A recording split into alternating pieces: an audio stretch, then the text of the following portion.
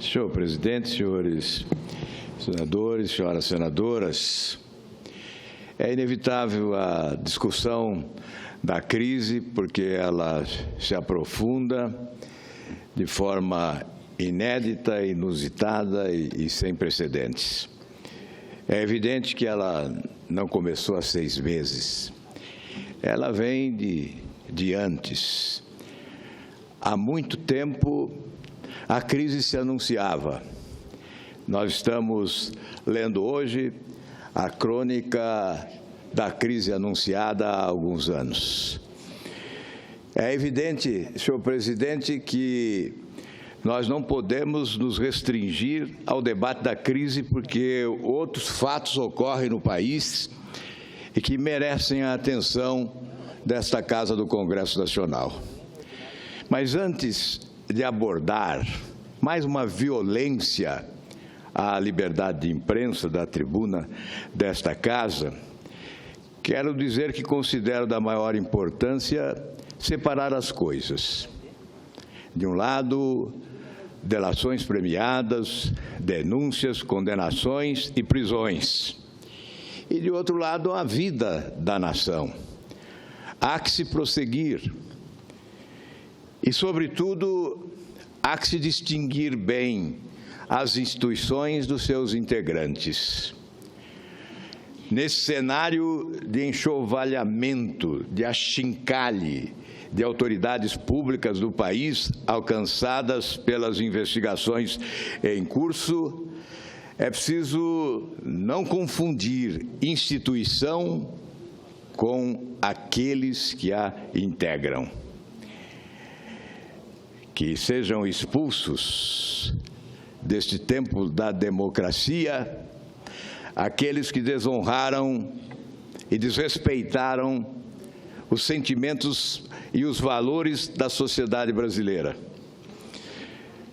Que sejam afastados do poder, se possível que sejam presos, mas que a instituição seja preservada. É bom repetir sempre que aqui somos passageiros, transeuntes, circunstanciais, episódicos, somos substituíveis. A instituição, ao contrário, ela é permanente, insubstituível, definitiva. Nela estão fincados alguns dos alicerces básicos, fundamentais do Estado de Direito Democrático. Portanto, há que se preservar a instituição. Esta é a separação que se deve fazer. Mas, como anunciei, senhor presidente, temos que abordar outras questões que afetam o país no dia a dia. E hoje, lamento ter que denunciar mais uma afronta à liberdade de imprensa. Mais uma vez, a Constituição do país é rasgada. No cerceamento à livre manifestação do pensamento, a liberdade de expressão, a liberdade de informar, a liberdade de questionar, a liberdade de imprensa, que é essencial como garantia das demais liberdades, porque quando é comprometida a liberdade de imprensa, certamente as demais padecem. No Paraná, um conselheiro do Tribunal de Contas do Estado, Ivan Bonilha, processa um jornalista, o jornalista Celso Nascimento, da Gazeta do Povo, um dos mais brilhantes jornalistas do nosso Estado e de seriedade reconhecida. O jornalista Celso Nascimento, colunista da Gazeta do Povo, foi condenado a 9 meses e 10 dias de prisão, substituídos em função de ter mais de 70 anos de idade, pelo pagamento de multa de 10 salários mínimos, acrescida da suspensão dos seus direitos políticos. Portanto, uma decisão judicial que afronta a liberdade de imprensa. Por que foi condenado o jornalista? Porque um conselheiro do Tribunal de Contas do Estado, o senhor Bonilha, afirmou que o jornalista agiu afirmando que esse conselheiro do Tribunal de Contas do Estado do Paraná tinha vínculo com o governador do Estado.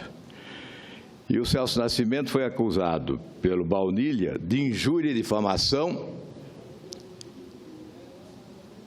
porque o chamou de pupilo do governador do Estado. Mais do que pupilo, me parece ser uma figura rastejante.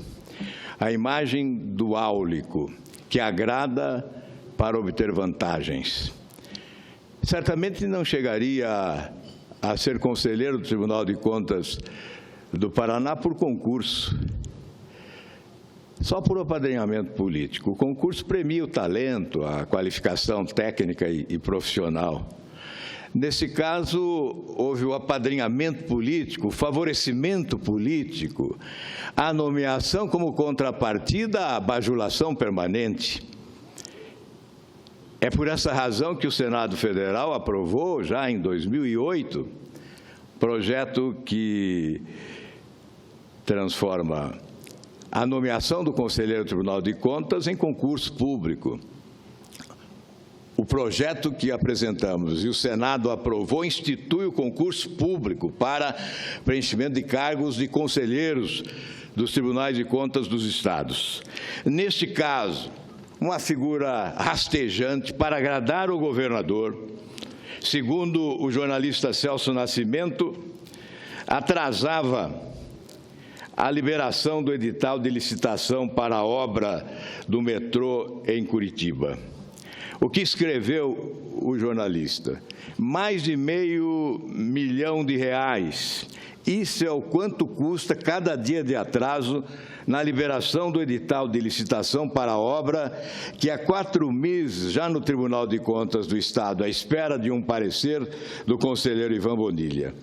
A revelação do prejuízo diário foi feita pelo prefeito Gustavo Fruit, preocupado com a rápida corrosão dos recursos inicialmente previstos.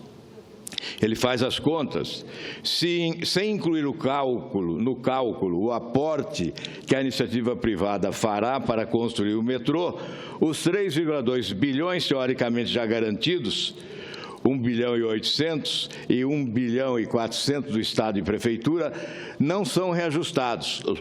Logo, como a inflação vigente, à época era de 6,5%, a desvalorização anual passa de 200 milhões. Fruit divide este número por 365 dias e conclui que o prejuízo de cada dia de atraso é superior a 650 mil, a 560 mil, aliás. O edital de licitação do metrô foi entregue ao Tribunal de Contas em julho, mas desde então o processo tem tramitado apenas com sucessivos pedidos de informação. Portanto, os expedientes protelatórios. Fez bem o jornalista ao transcrever as preocupações do prefeito, a divulgar as preocupações do prefeito. Já se foram, à época deste artigo, já 4 meses. Só nesse período, as verbas encolheram em cerca de 70 milhões. Portanto, o que fez o jornalista foi expor para a opinião pública uma preocupação do prefeito em razão de prejuízos que ocorriam para a população da capital do Paraná, em razão da morosidade ou da incompetência de um conselheiro do Tribunal de Contas do Estado do Paraná.